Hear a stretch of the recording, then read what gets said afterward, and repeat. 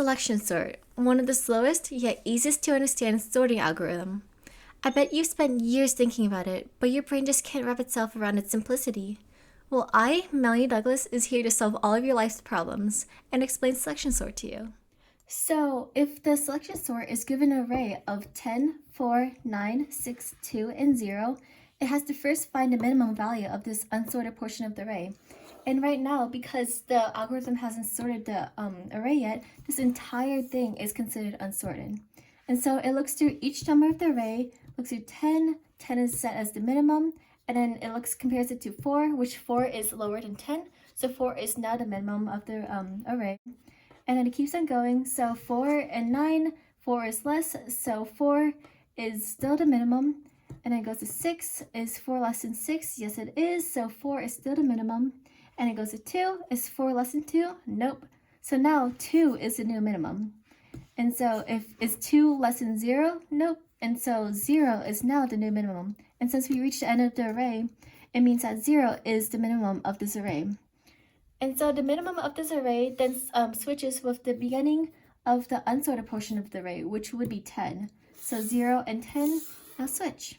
So now 0 is first, and it goes 4, 9, 6, 2, and 10. This line is where the sorted and unsorted portion of the array starts and ends. So the unsorted portion would be 4, 9, 6, 2, and 10. And this now looks through this unsorted portion and finds the minimum value, which would be 2.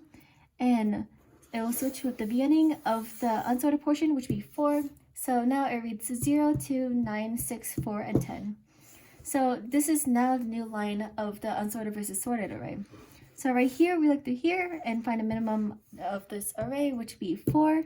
And so 4 would switch with 9, like this. And so it now reads 0, 2, 4, 6, 9, and 10, which is now sorted. However, the algorithm does not know this, and so it will still continue to go on to 6, which is 6, 9, 10, which is considered the unsorted portion of the array. 6 is set as the minimum value, and it'll compare itself to 9, which 6 is still less, so 6 is still the minimum. And it'll compare itself with 10. 6 is also the minimum, and so 6 will be switching with the beginning of the unsorted array, which would also be the same place it is. So 6 is staying where it is. And then the same would happen after each iteration with 9 and 10.